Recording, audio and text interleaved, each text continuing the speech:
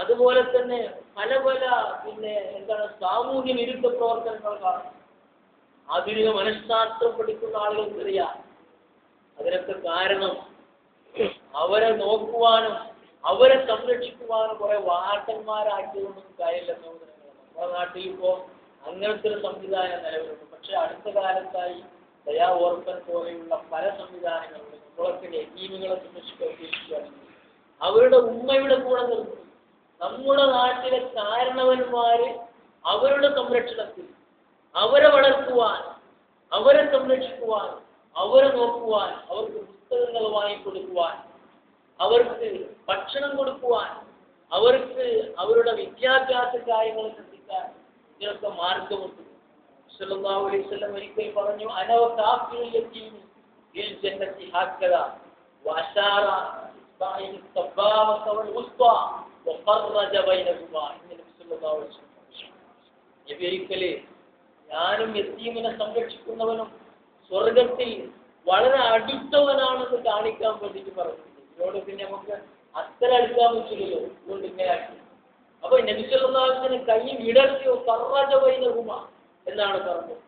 അപ്പൊ വിടർത്തി വെച്ച് രണ്ട് വിരലും കൂടി കാണിച്ചുകൊണ്ട് പ്രവാചകൻ പറഞ്ഞു, ഞാനും യതീമിനെ സംരക്ഷിക്കുന്നവനും അങ്ങനെയാണ്.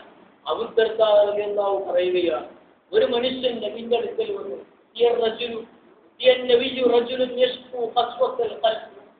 ഒരു മനുഷ്യന് എത്ര തന്നെ നന്നാക്കിയിട്ട് മനസ്സ് നന്നാകുന്നില്ല.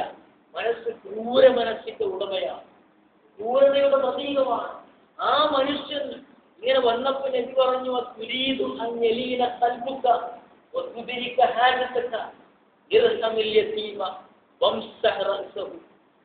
എന്ന് നബി സല്ലല്ലാഹു അലൈഹി വസല്ലം പറഞ്ഞു. മനുഷ്യ, നിന്റെ ഖൽബ് നനവുള്ള ഒരു ഖൽബായി, നിന്റെ എല്ലാ ഹൃദയത്തിന്റെ രോഗങ്ങളും പോയി, നിന്റെ മനസ്സിന്റെ സസ്വത്ത് നഷ്ടപ്പെട്ട് ഒരു ലയ്യനായ ഒരു ഖൽബായി, ഒരു നല്ല ഒരു മനസ്സിന്റെ ഉടമയാകാൻ ആഗ്രഹിക്കുന്നുണ്ടെങ്കിൽ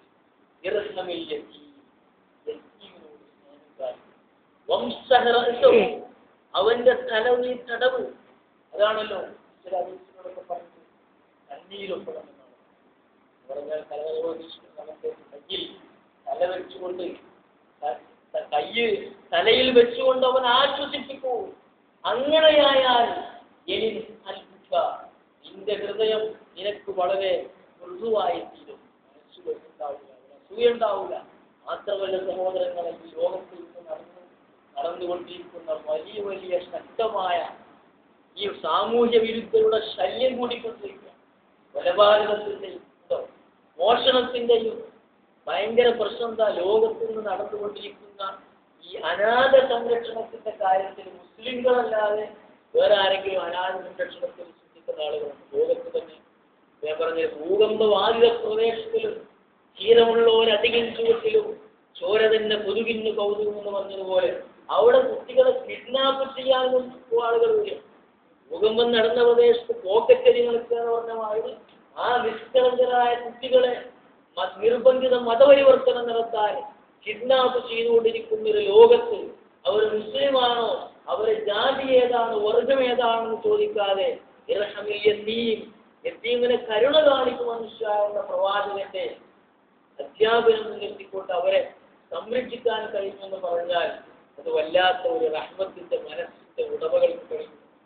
നമ്മളൊക്കെ ഇന്നല്ലെങ്കിൽ നാളെ നമ്മുടെ കുട്ടികളെ യതീമുകളാക്കി മരിച്ചു പോകുമെന്ന് പറയാൻ പറ്റുന്ന സഹോദരങ്ങളെ, മനുഷ്യന്റെ കാര്യം അത്രേ ഉള്ളൂ. അതുകൊണ്ട് യതീമെന്ന് പറഞ്ഞാൽ തന്നെ അറബി ഭാഷയിൽ പല അർത്ഥങ്ങൾ കൊടുക്കുന്ന ഒന്ന് ദുർബലതയാണ്. അവർക്ക് സഹായിക്കാൻ ആളില്ല. അവർക്കൊരു കൈ വെച്ചു കൊടുത്താൽ ആ കൈ വെച്ചിട്ട് അവർക്ക് കയറിപ്പോകാം, പല കടവുകൾ ചുമട്ടാം. നമ്മൾ പതിവൊന്നും ചെയ്യേണ്ട. ഞാൻ പറഞ്ഞില്ലേ, 2 രൂപത്തിലാണ്. ഒന്ന് നമ്മളെ വീട്ടിൽ ഒരു യതീമിനെ വളർത്തും, അത് വല്ലാത്തൊരു കാര്യമാണ്. അത് നമുക്ക് ചെയ്യാൻ കഴിയില്ല.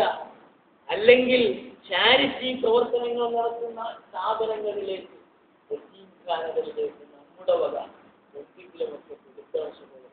നമുക്ക് സാധ്യമായ ഒരു നല്ലൊരു ജീവിതം ലോകത്തും അതുപോലെ തന്നെ പരലോകത്തും അല്ലാഹുവിന്റെ അപാരമായ അനുഗ്രഹങ്ങളുടെ തലവറയാണ് ഒരു യതീമിനെ സംരക്ഷിക്കുന്നതോടുകൂടി നമുക്ക് ലഭിക്കുന്നത്. അതേസമയം യതീമിനെ അവഗണിക്കുന്ന 23 സ്ഥലങ്ങളിൽ വിശുദ്ധ കാര്യത്തിൽ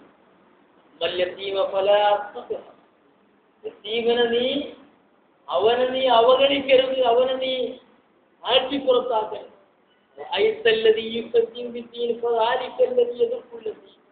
മതനിഷേധിയെ ഞാൻ കാണിച്ചു തരട്ടെ, അവനാണ് യതീമിനെ ആശീർവദിക്കുന്നവൻ, അവഗണിക്കുന്നവൻ. ഇന്നല്ലദീന യഅ്കുലൂന അംവാലൽ യതാമ ظلما فإنما يأكلون في بطونهم نارا ويصلون سعيرا. അനാദിയുടെ സമ്പത്തുന്ന ആളുകൾ, അക്രമം ആളുകൾ, നിയമപരമായ യാതൊരു സാധ്യതയുമില്ലാതെ അനാദിയുടെ ഭക്ഷണം കഴിച്ചാൽ അവന്റെ പണം കൈക്കലാക്കി പല പല കളികളും കളിക്കുന്ന ആളുകളുണ്ട് നമ്മുടെ നാട്ടിൽ. അവരെ പറ്റി ഖുർആൻ പറയുന്നതാണ്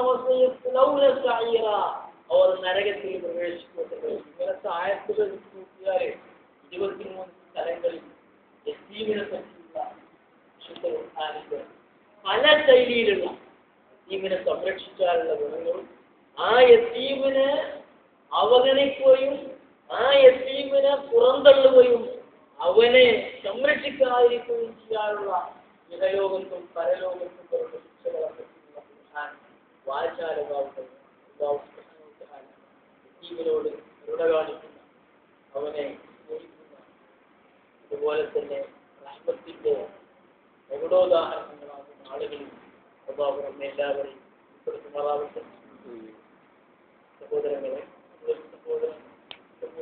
സഹോദരന്മാരുടെ മയ്യത്തുകാരൻ പറഞ്ഞു കാര്യം ഒരു സഹോദരൻ അദ്ദേഹത്തിന്റെ ജയിക്കുന്ന ആളുകളിൽ അതുപോലെ തന്നെ മനുഷ്യരോട് കഴിവും സ്നേഹവും ദൈവമുള്ള ആളുകൾ അല്ലാഹു നമ്മെ എല്ലാവരെയും ഉൾപ്പെടുത്തുമാറാവട്ടെ. വാക്കുദാവാനാണ്